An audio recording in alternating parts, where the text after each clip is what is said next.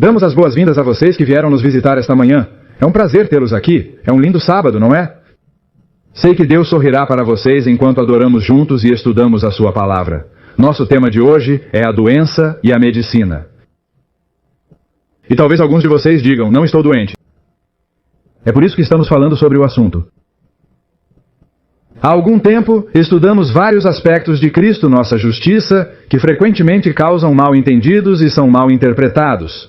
O problema de hoje diz respeito à aparente discordância entre relações públicas e Cristo, nossa justiça. E talvez você diga, eu não sabia que existia uma. Deixe-me explicar desta forma.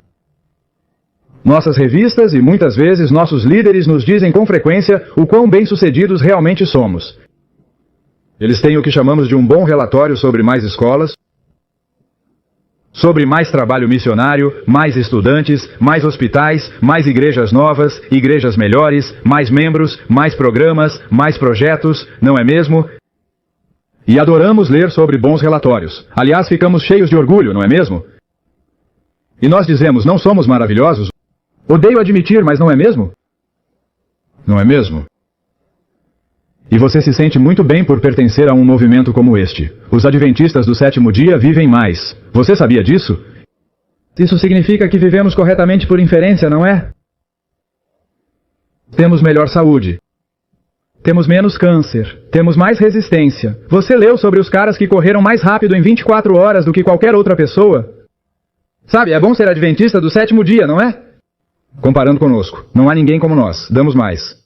Temos mais missões em mais países do que as outras denominações protestantes. Não é mesmo? Você não gosta de tudo isso? Você parece muito desconfiado de mim. Mas não dizemos essas coisas e escrevemos essas coisas? Sim, escrevemos. Em todos os lugares escrevemos. E quando aparece nos maiores jornais do país, dizemos, é isso que somos, sabe?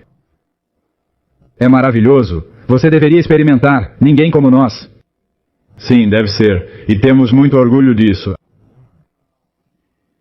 Agora, essa ênfase tira certas conclusões. É uma evidência, sabe, de que Deus deve estar nos abençoando abundantemente.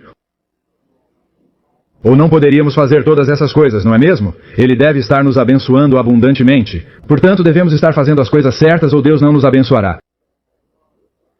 E já que Deus está nos abençoando e estamos fazendo as coisas certas, devemos estar bem com Deus. E por isso tudo é maravilhoso, não é mesmo?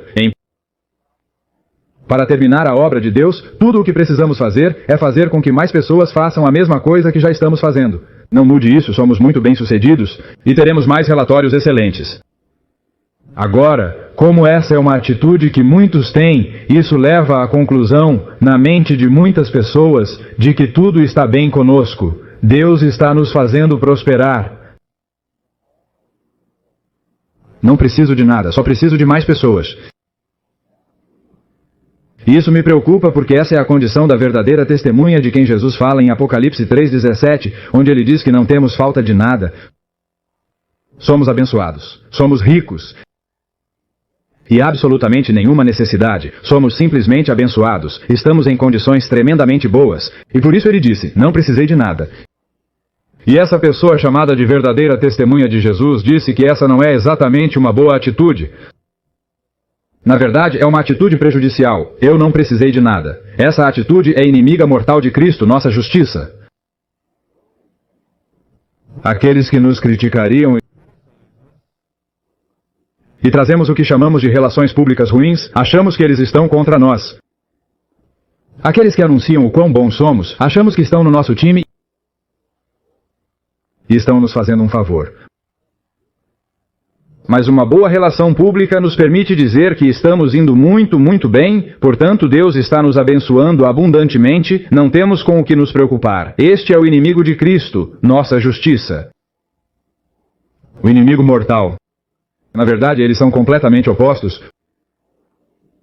O que chamamos de bênção é, na verdade, uma maldição de muitas maneiras. E este é o problema que estamos estudando hoje. E eu sei que você pode não concordar comigo. Eu já disse antes, esse é o seu privilégio. Discorde o quanto quiser. Espero que você examine alguns desses pensamentos que estamos estudando. Veja bem, a condição de não ter necessidade de nada mantém Cristo fora de Apocalipse 3:20, não dentro.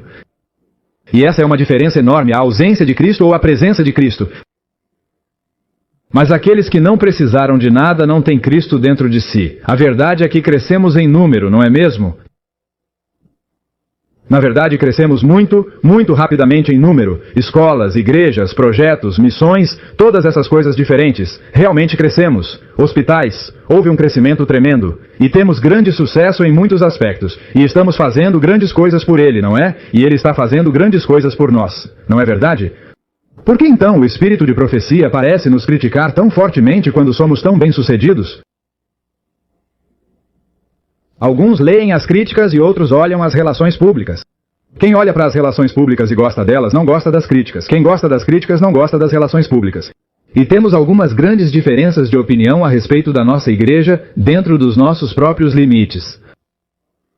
Agora, o espírito de profecia, algumas dessas citações que vou ler, e não fiquem muito chateados comigo, estou tentando ajudá-los a ver um problema que existe e que causa confusão. No livro Serviço Cristão, página 41, e todas são muito breves, é uma declaração solene que faço à igreja, que nenhum em cada 20 cujos nomes estão registrados nos livros da igreja está preparado para encerrar sua história terrena, e estaria tão verdadeiramente sem Deus e sem esperança no mundo quanto esse pecador comum.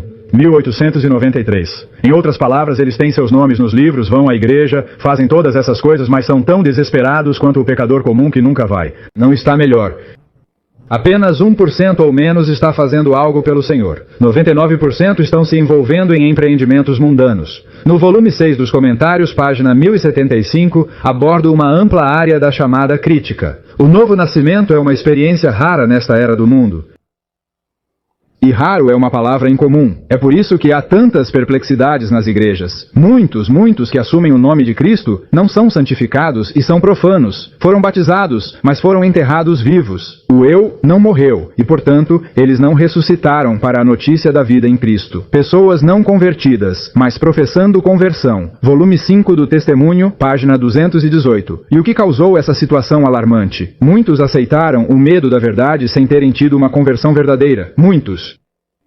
No volume 5 dos Testemunhos, página 217, ela diz: "Fico cheia de tristeza quando penso em nossa condição como povo. O Senhor não nos fechou o céu, mas a nossa própria conduta de apostasia contínua nos separou de Deus. Orgulho, cobiça e amor ao mundo habitaram o coração sem medo de banimento ou condenação. Pecados graves e presunçosos habitaram entre nós, e ainda assim a opinião geral é que a igreja está florescendo." A opinião geral é que a igreja está florescendo e que a paz e a prosperidade espiritual estão em todas as suas fronteiras. A igreja se afastou de Cristo, seu líder, e está recuando constantemente em direção ao Egito. No entanto, poucos estão alarmados ou surpresos com sua falta de poder espiritual. Isso não parece nos incomodar. Estamos muito complacentes e muito felizes, e é por isso que diz que temos um pouco de dificuldade em ser mornos. A declaração clássica que muitos ouviram está no livro Cristo, Nossa Justiça, página 87. Não há ninguém em 100 que entenda por si mesmo a verdade bíblica sobre este assunto, a justificação pela fé, que é tão necessária para o nosso bem-estar presente e eterno em 1889. Pelo menos naquela época, ninguém em 100 entendeu bem e experimentou Cristo como sua justiça. Todas essas afirmações se aplicam àquela época e são irrelevantes para a nossa época?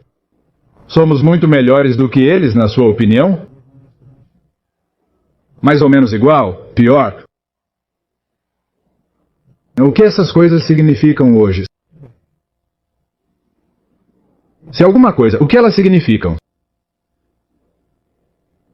Se você acredita que essas coisas se aplicam aos dias de hoje, provavelmente não está promovendo boas relações públicas para a nossa igreja. Se você não acredita que essas coisas se aplicam aos dias de hoje, provavelmente está dando relatos elogiosos sobre nosso sucesso. E achamos que aqueles que não fazem um relatório brilhante estão contra nós.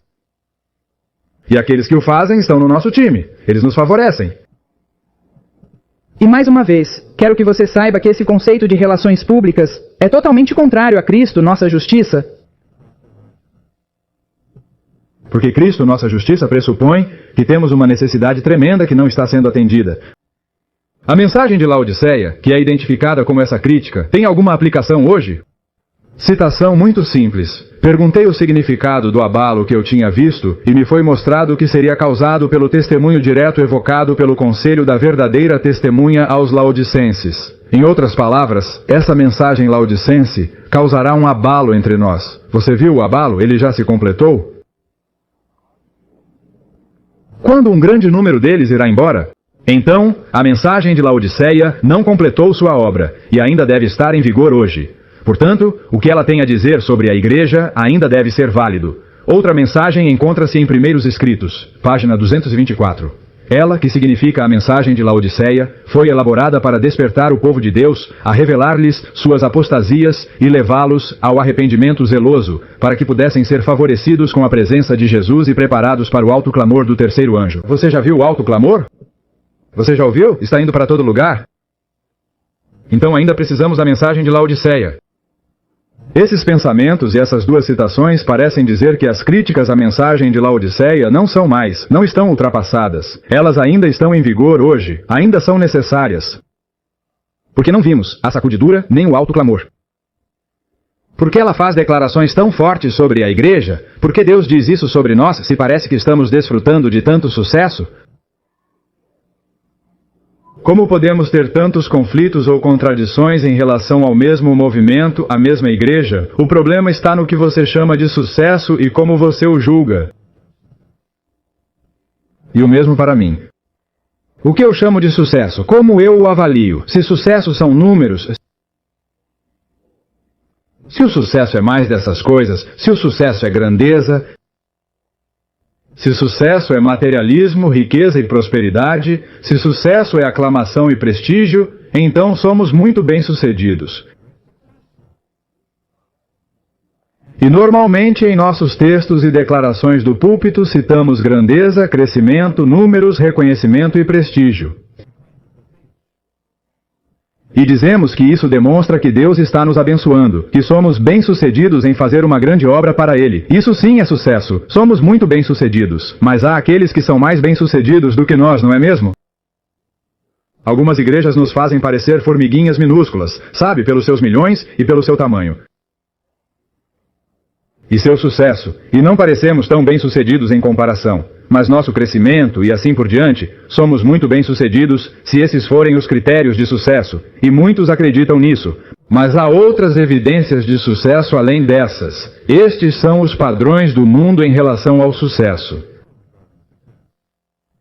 Aparentemente, a verdadeira testemunha que é Jesus em Apocalipse capítulo 3 tem um critério diferente de grandeza, materialismo, riqueza e números. Um critério bem diferente. Em Apocalipse capítulo 3, versículo 17, ele parece encontrar 5 defeitos ou deficiências nesta igreja. Eles são desgraçados, e miseráveis, e pobres, e cegos, e nus. Isso é bastante comum. Abrange um território muito amplo. Parece haver 3 remédios encontrados no versículo 18. Ouro, vestes brancas e colírio. As deficiências e os remédios são encontrados em apenas 2 versos. Mas quero que você observe que todos os remédios se encontram em um só lugar. Onde fica isso? No versículo 18 diz, compra de mim. Tudo o que você precisa ter, toda deficiência será suprida em mim. Eu tenho tudo. Apenas compre de mim. O volume 7 dos comentários diz que isso apresenta Jesus como um vendedor celestial, um vendedor indo de casa em casa, distribuindo as riquezas do céu para os necessitados. E de alguma forma não estamos respondendo à sua batida na porta para deixá-lo entrar. Então, nos faltam essas riquezas que ele está lá para nos oferecer, entende? Agora, a falta de sucesso e as deficiências de Laodiceia se devem à falta de Cristo. Ele está lá fora tentando entrar. Ele não está lá dentro. Agora, essa é uma medida de sucesso diferente daquela que normalmente pensamos. Você mede o sucesso do seu lar pela presença de Jesus ou pela sua ausência? Você se lembra do sucesso de um hospital, escola ou igreja pela presença de Cristo e seus membros em sua igreja, ou pela sua ausência? Nós nunca falamos sobre isso. Estabelecemos outros padrões, critérios em todos os nossos artigos, em todos os nossos discursos, números, grandeza, riqueza, materialismo, todas essas coisas. Mas Cristo em nós nem sequer é mencionado. Presumimos que ele deve estar lá, ou não teríamos tamanho e crescimento. Mas ele não equaciona os dois. Não são sinônimos de grandeza e presença de Cristo, pois sua igreja era extremamente pequena quando ele deixou esta terra. Muito, muito pequena, e parecia muito pobre e muito fraca. Mas foi um sucesso, não foi? Muito sucesso. Veja o poder que teve. Quão ampla foi sua cobertura em tão pouco tempo. Agora Laodiceia acredita que é rica. Muito sucesso. Muito sucesso. E não precisa de nada, nem mesmo de Jesus. Pois ela não tem Jesus, ele está lá fora, mas ela diz, estou muito confortável, estou muito satisfeita, sou muito bem-sucedida, sou muito rica, não preciso dele. E isso é um engano, um tipo muito sutil de engano. Um cristão pode ser sem Cristo e não saber que Cristo não está nele, ou em sua igreja, ou em seu movimento, ou em seu hospital. Então ela é rica e não precisa dele. E a mulher que está faltando à igreja diz, você precisa de mim, estou tentando entrar. Ela disse, mas estou muito satisfeita. E ele disse, não, mas você ainda precisa de mim. Você ainda precisa de mim? Essa é a sua principal deficiência, a ausência de Jesus? No cristianismo não há sucesso sem Jesus. Se ele estiver ausente, não há cristianismo. Podemos chamá-lo assim, podemos tentar prová-lo na Bíblia, podemos argumentar a favor dele, podemos mostrar muitas boas obras. Sem Jesus não há cristianismo, é impossível, e não é só pensar nele. Isso não resolve o problema. O verdadeiro cristianismo e seu sucesso são medidos pela semelhança com Cristo. E não há outro parâmetro. Você pode descartá-los todos quando se trata de definir o padrão do cristianismo. Tudo é medido pela semelhança com Jesus. Não podemos nos comparar com nós mesmos, nem comparar nossa denominação com outra denominação, nem comparar nossa igreja com outra igreja. A única comparação, o único parâmetro, o único padrão é Jesus. E devemos comparar nosso sucesso com o dele. Isso é muito diferente dos conceitos de sucesso do mundo. Pois muitas vezes não pensamos nisso nos termos de Cristo. Assim como o mundo é tão diferente de Cristo e Cristo é diferente do mundo, os dois padrões são muito diferentes. A atitude do mundo em relação ao sucesso e a de Cristo. A verdadeira testemunha, sobre quem Jesus diz no versículo 20 do capítulo 3 do Apocalipse, entrarei nele. Percebeu? Estou batendo, você ouve a minha voz. Abra a porta, eu entrarei nele. Ele está do lado de fora, mas quer entrar. Eu entrarei nele. A presença de Cristo determina o sucesso. Observem Colossenses 1, 27 e 28, que são versículos muito antigos, bem conhecidos por muitas pessoas, mas gostaríamos de vê-los mais uma vez. Colossenses 1, 27 e 28. A quem Deus faria conhecer quais são as riquezas. E observem que estamos falando sobre isso. Laodiceia diz que é rica. Deus faria conhecer quais são as riquezas da glória deste mistério entre os gentios, que é Cristo em vocês, a esperança da glória. A riqueza do céu é Cristo em vocês, a esperança da glória. A quem pregamos, não o que pregamos. A quem pregamos, advertindo a todo homem e ensinando a todo homem em toda a sabedoria, para que apresentemos todo homem perfeito em Cristo Jesus.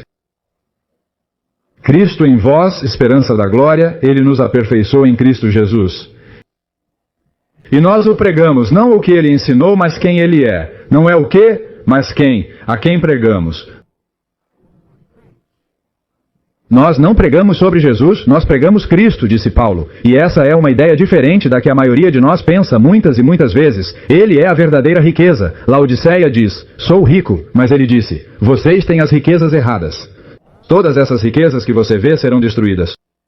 Todos os hospitais e escolas adventistas do sétimo dia ruirão. Todas as igrejas adventistas, não é mesmo?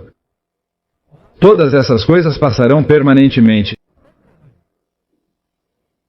Eles não são sucesso eterno. Mas Cristo nunca cessará. E aqueles que o possuem têm mais do que coisas, muito mais do que coisas. Ele é de eternidade a eternidade. Sem ele, todos são pobres. Não importa quanta riqueza, educação ou conhecimento tenham. Todos são pobres sem Jesus.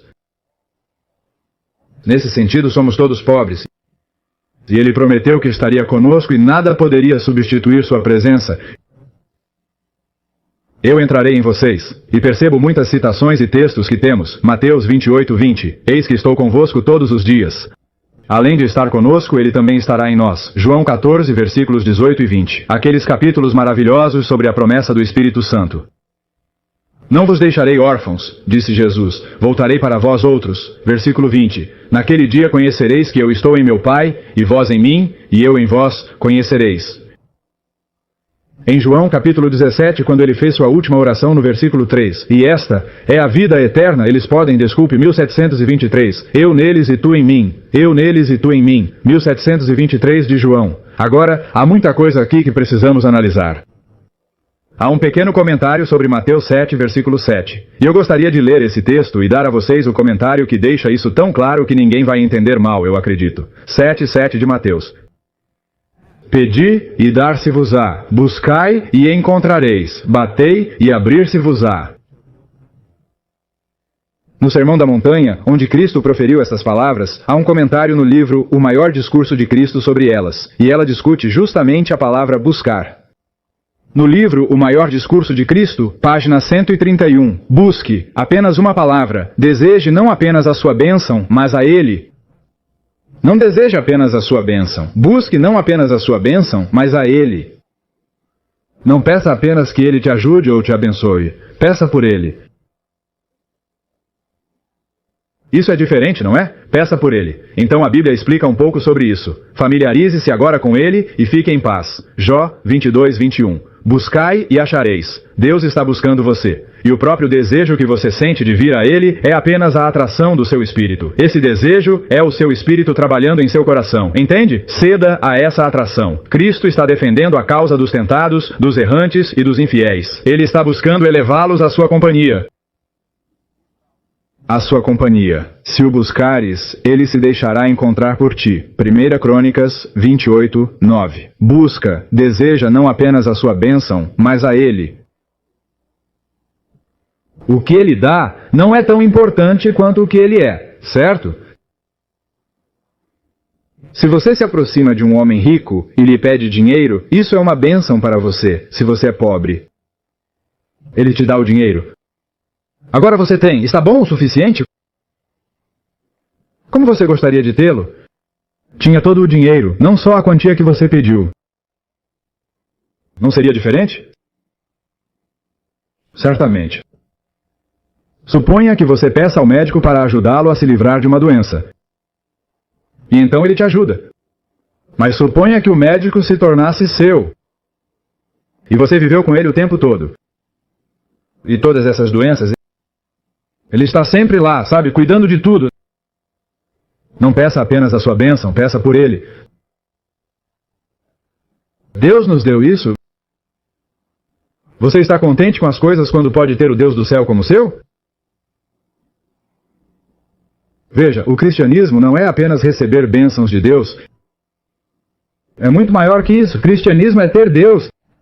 Não basta saber sobre Ele, você precisa conhecê-lo. Esta é a vida eterna, eles podem te conhecer. E Jesus Cristo disse em João 17:3, não saber sobre Ele, mas conhecê-lo e tudo o que isso implica. Não se trata apenas de receber a verdade sobre Jesus. É receber Jesus como a verdade em sua própria pessoa. Isso é diferente, pois Ele é a verdade, diz a Bíblia. Não é receber a lei como padrão de justiça, alguns princípios frios. É receber Cristo, que é a lei, em meu coração. Ele é o padrão de justiça e obediência. Ele é a lei perfeitamente vivida. Receba-o e você receberá a lei e o caráter do Pai. É diferente, veja bem. Não se trata apenas de receber um princípio de amor. Isso é bom. É receber Cristo, que é amor. Sua própria natureza, sua própria vida. Ele é amor. Receba Ele mesmo. Não é receber Cristo como sacrifício que morreu há 2000 anos por nós. É receber Cristo pessoalmente, que se sacrifica por mim. Recebê-lo como o sacrifício. Veja bem, a pessoa em sua vida, como sua esperança, como sua justiça. Abraçá-lo, não apenas coisas sobre ele, não o que ele fez, mas o que ele é e quem ele é. Não é o que e o como do cristianismo, é o quem, certo? O cristianismo é Cristo, o sucesso no cristianismo é Jesus. Não é só fazer tudo certo. É possuí-lo em toda a sua retidão, bondade, amor e todo o resto. Não é apenas saber sobre ele, é conhecê-lo. É estar com ele e ele estar em nós e conosco. Isso é cristianismo. Laodiceia tem a ausência de Jesus. E nem sabem que podem ser mais ricos do que são, muito mais ricos, que são realmente pobres, segundo ele, porque sentem a ausência dele. Agora, quando Cristo está sempre lá fora tentando entrar, não temos nada disso. Não temos Jesus, não temos amor, não temos a verdade, não temos esperança, não temos o sacrifício, não temos justiça. Eles estão todos em Jesus, não estão em nenhum outro lugar. Ele é a única fonte dessas coisas. E nele está toda a plenitude das coisas que necessitamos. E somente abraçando-o teremos isso. Portanto, sem ele, somos muito mal-sucedidos e carentes para os seus padrões. Agora, enquanto persistirmos em usar os critérios do mundo, pareceremos muito bem-sucedidos. Mas quando você começa a julgar o cristianismo pela presença ou ausência de Jesus, e então, o que dizer das nossas relações públicas? Cristo é tudo, entende? Quando os gregos desceram a Jerusalém, eles disseram, queremos ver Jesus. Eles não disseram, queremos ver seu templo. Em Mateus 24, os discípulos disseram a Jesus, olhe para o templo, o belo templo. Ele disse, não olhem para todas essas coisas, todas serão tiradas e não ficará pedra sobre pedra. Não olhe para isso. As pessoas que vão à igreja não querem ver o que Ezequias lhes mostrou. Ele lhes mostrou toda a riqueza, todas as coisas que Deus lhes dera quando vieram da Babilônia, e eles voltaram para pegar essas coisas deles e acabaram se tornando escravos na Babilônia. Ezequias nunca lhes mostrou seu Deus. Nem um pouco, seu Salvador. Ele não fez isso. Mostrou-lhes as coisas com as quais Deus os havia abençoado. Eles ficaram com inveja e voltaram para obter essas coisas. Até os utensílios do templo. Quando eles vêm à nossa igreja, eles não ficam tão impressionados com nosso carpete, ou lustres, ou bancos, ou até mesmo nós. Disseram-lhe, senhores, queremos ver Jesus. Ele está aqui? Você diz, mas sabe, venha e veja o que temos. Veja nosso órgão, veja isso, aquilo, veja o que temos. Leve-o para um passeio pelos nossos edifícios, por todas as nossas instalações modernas e por todas essas coisas lindas. E ele disse, sabe, eles não me ajudam quando estou deprimido. Eles não me ajudam quando me sinto culpado. Eles não me ajudam quando estou prestes a desistir da esperança, quando me sinto perdido. Eu preciso de Jesus, não de uma igreja, entende? Não de pessoas, eu preciso de Jesus. Não me falam dele. Onde ele está? Eu quero vê-lo. Eu quero conhecê-lo. Não sei quantos milhares vêm a esta igreja em busca de Jesus. Em nossas igrejas. Em nossas instituições. Eles o encontram? Tem certeza? Tem certeza? Parece-me que hoje o mundo clama. Queremos ver Jesus. Onde ele está? Onde ele está? Veja, tirando ele, Laodiceia parece muito bem. Muito bom. Mas não é tão bom quando ele entra. Li essa citação há pouco no volume 5, página 217. A igreja se afastou de seguir a Cristo, seu líder. Está recuando constantemente em direção ao Egito. Fim da página e também na página 218. Não temos buscado a amizade e o aplauso do mundo em vez da presença de Cristo? Sabe, ficamos muito satisfeitos quando o mundo diz coisas boas sobre nós. Mas isso também passará. Eles encontram Jesus aqui e buscamos a sua presença mais do que aclamação, prestígio e grandeza? Quem ou o que é mais importante para nós? As coisas são satisfatórias ou precisamos de Cristo? Sem Jesus no coração, não há conversão. Estudamos sobre isso na semana passada. O fazer o que é certo está em nosso coração enquanto Cristo está lá. A própria presença dele em mim. E isso nos traz outro problema, pois o espírito de profecia tem muito a dizer sobre a nossa falta de conversão. Você percebe que a maioria de nós interpreta e entende Cristo, nossa justiça, por meio de nossa experiência? Tentamos ver como isso se encaixa em nossa experiência. E se presumirmos que fomos convertidos? Quando talvez não o tenhamos sido, pois ela disse, poucos o foram, então a nossa compreensão de Cristo, a nossa justiça, também está pervertida. A julgar pela nossa experiência, começamos a dizer, tem que ser assim porque nada mais vai se encaixar. Tente discutir Romanos 7 com alguém, os últimos 12 versículos, sem contextualizar a sua experiência. Tente discutir. Nós interpretamos isso quase que inteiramente pela nossa experiência, não pela veracidade disso. Cristo, nossa justiça, é determinada pela presença de Jesus. Não é sua experiência. A presença de Jesus, se Cristo está em você, você tem a justiça dele. Se ele não está em você, você não tem. Não vou entrar em todas as ramificações disso. Ele é o único padrão de sucesso que existe na igreja cristã. Não há outro padrão. Podemos literalmente ter Cristo em nós, é a promessa da Bíblia, e quão raramente pensamos que podemos tê-lo. Pensamos em tantas outras coisas. Veja bem, é a presença de Jesus que determina se Laodiceia vê ou não sua pobreza. Ela fica bem sem ele. Ela fica mal quando ele entra. Em Caminho a Cristo, páginas 64 e 65, isso é explicado tão bem que quanto mais você se aproxima de Jesus, mais falho você parece aos seus próprios olhos. De alguma forma, temos o conceito de que devemos parecer cada vez melhores à medida que nos aproximamos dele. Quanto mais nos aproximamos dele, mais defeituosos parecemos aos nossos próprios olhos, pois nossa visão se tornará mais clara, e nossas imperfeições serão vistas em amplo e distinto contraste com a natureza perfeita dele. Veja, agora compare com a pessoa certa, com o sucesso certo. Isso é evidência de que as ilusões de Satanás perderam o poder, que a influência vivificante do Espírito de Deus está despertando você. E achamos que eles devem estar ganhando poder, ou não os veríamos tão claramente. É uma evidência de que estão perdendo poder quando você os vê tão claramente. Nós pensamos exatamente o oposto. Nenhum amor profundo por Jesus pode habitar no coração de alguém que não reconhece sua própria pecaminosidade. Não pode estar lá. A alma transformada pela graça de Cristo admirará seu caráter divino. Mas não vemos nossa própria deformidade moral. É uma evidência inequívoca de que não tivemos uma visão da beleza e excelência de Cristo. Não vemos nossa deformidade moral. É uma evidência inequívoca de que não tivemos uma visão da beleza e excelência de Cristo. Para mim, eu pareço muito bem sem Jesus. Contanto que eu fique longe o suficiente, então eu nunca o vejo. Eu pareço maravilhoso para mim. Mas assim que me levas à sua presença, então, como Isaías, digo, ai de mim, sou um homem de lábios impuros. Sinto-me muito, muito vil na presença dele. Isso significa que estou perdido? Nem um pouco.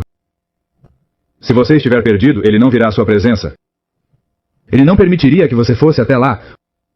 O fato de ele permitir que você vá lá significa que você não está perdido. Ele só quer que você descubra algumas coisas que não sabia. E então, quando parecemos muito mal para nós mesmos, somos abençoados porque Cristo está lá. Quando parecemos muito bem para nós mesmos, somos fracassados porque Cristo não está lá. E me incomoda quando ouço a gente cantando uma música tão linda sobre o quão bons somos.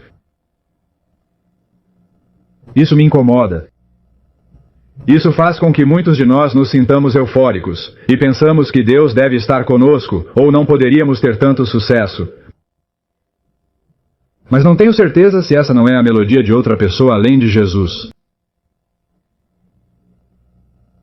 Nada, nada, não importa quão belo, não importa quão magnífico, não importa quanto sacrifício seja necessário para fazê-lo, nada, nenhum edifício, nenhuma instituição, nenhuma organização, nenhum grupo, nada pode tomar o lugar de Jesus. Nada. Não há ninguém como Cristo.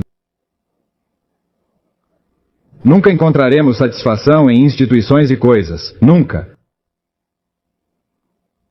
A menos que tenhamos Jesus e saibamos que o temos e saibamos que o conhecemos. Então, o cristianismo é cristianismo porque Jesus está lá. Então, o casebre se torna um templo. Uma casinha aconchegante porque eu deveria me importar, Jesus está lá. E isso é literalmente verdade. A pobreza se transforma em riqueza porque eu tenho Jesus. Tudo é maravilhoso porque tenho Jesus. Nada pode ofender, nada pode perturbar. Jesus está lá. Este é o único padrão de cristianismo verdadeiro que já existiu. Não se pode encontrar o sucesso da igreja do Novo Testamento em coisas. Eles mal tinham uma igreja. Eles certamente não tinham um templo. E ainda assim o Senhor os elogiou. Amigos, não sei se vocês conseguem pensar bem sobre isso. Nossos preconceitos se tornaram muito fortes e obliteram o pensamento claro sobre o verdadeiro sucesso cristão. E começamos a nos sentir perseguidos e criticados quando olhamos para essa questão como a Bíblia a ensina no espírito de profecia, e nos opomos. E a verdade é que os críticos às vezes são nossos melhores amigos. E aqueles que nos falam sobre nossas boas relações públicas são nossos piores inimigos, mesmo que tenham boas intenções. Nossos piores inimigos, eles estão nos embalando no sono e na complacência, para que eles não entendam que não temos Cristo até que seja tarde demais. E gostaríamos que aqueles que parecem negativos e pessimistas ficassem quietos e nos deixassem dormir. Mas essa é uma condição terrível, muito, muito perigosa. Jesus é tão maravilhoso, Ele é tão precioso, Ele é tudo. E precisamos voltar e nos certificar de que Ele habita em nossos corações e de que não nos afastamos dele. A doença da igreja é a ausência de Cristo. Há muitas deficiências, mas todas são supridas em Jesus. A ausência de Cristo, a ausência de Jesus. Portanto, podemos literalmente possuí-lo, pois Deus amou o mundo de tal maneira que deu o seu Filho unigênito. A Bíblia diz que muitos o receberam, e então lhes foi dada a autoridade ou poder para se tornarem filhos de Deus. E em 1 João, capítulo 5, 11 e 12 diz, aquele que tem o Filho tem a vida. Você pode tê-lo. Deus amou o mundo de tal maneira que não nos deu apenas poder. Ele não nos deu apenas ajuda, bênçãos ou coisas. Ele nos deu a si mesmo. Ele nos deu Jesus. Você pode tê-lo. Deus o deu a você. Se você aceitar apenas as coisas que ele tem, ele dirá como um homem rico me disse, você ama meu dinheiro, mas não me ama. E muitos amam o poder de Jesus, mas não o amam. Querem o seu poder de curar, mas amam o seu poder. Não o amam porque não o pedem para vir. Eles querem que ele traga paz para a casa deles e os ajude. E eles amam a ajuda dele, mas não querem que ele fique. Eles querem a ajuda dele para mais dinheiro, mais educação, mais coisas, mais isso e mais aquilo, mas eles não querem Jesus. E Jesus diz, você sabe, você pode ter a mim, tudo o que eu tenho, eu sou seu.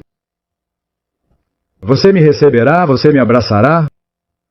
Você vai se apaixonar por mim, para nunca me deixar ir e dizer, eu também não quero que você vá. Você não me quer ou só quer o que eu tenho, o que eu possuo, o que eu sou capaz de fazer? É como um homem, sabe? Cujo encanamento entupiu no meio da noite. Ele é um bom amigo. Você liga para ele e diz, ei, sabe, o banheiro está inundando. Por favor, venha aqui, preciso da sua ajuda. Então ele vem no meio da noite e pega seu encanamento e no dia seguinte você o vê na rua e nem o cumprimenta. Nem agradece a ele. Nós fazemos isso com Jesus, sabia? Em nossas emergências desesperadas clamamos, ó Senhor, Tu tens a ajuda, sabes? Conserta meu encanamento.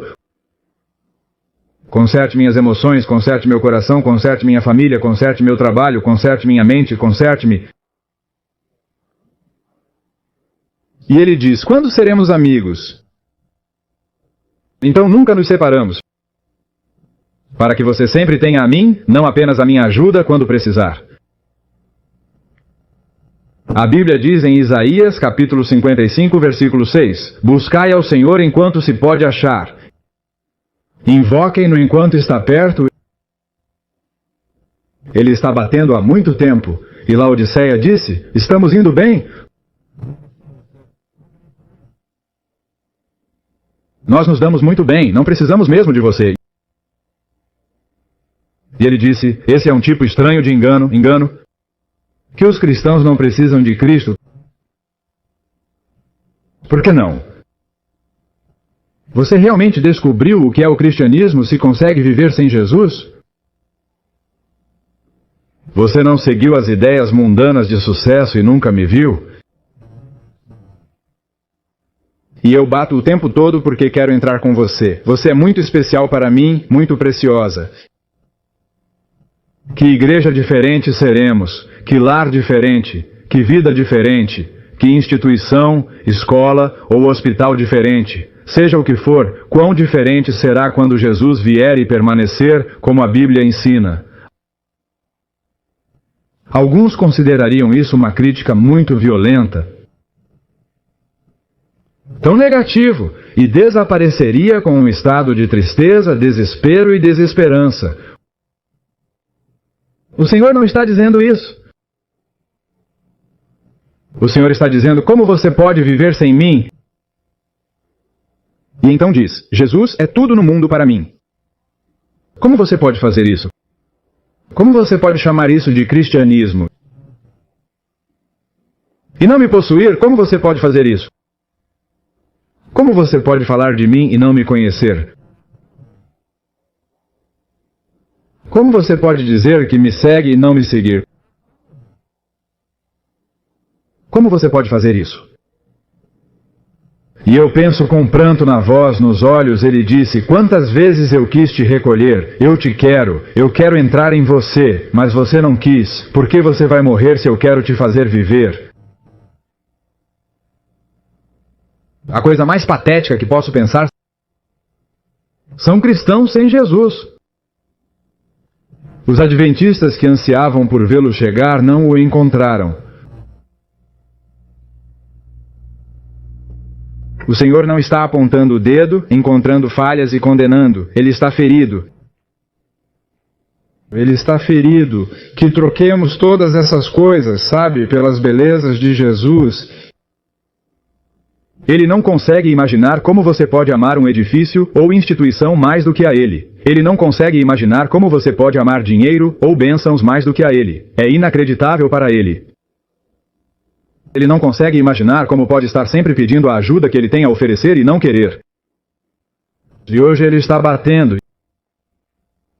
E ele diz: quando você vai me deixar entrar? Bem ali dentro. E me manter lá e nunca me deixe ir. Para que você possa ter tudo o que eu sou e tudo o que eu significo. Não busque somente as bênçãos dele, mas o próprio Jesus. Isso é Cristo, nossa justiça. Por sua justiça, este é Cristo, nosso Salvador. Por sua salvação, este é Cristo, nosso amor. Este é Cristo, o nosso sucesso, não é mesmo? Isto é tudo, pois Cristo é tudo. E quando você o deixa entrar, então o cristão é bem-sucedido, porque Jesus está ali. Não há nada tão precioso como Jesus. Que neste dia possamos escolher Cristo acima de tudo e de todas as pessoas, até que Ele seja verdadeiramente tudo para você e para mim. Obrigado.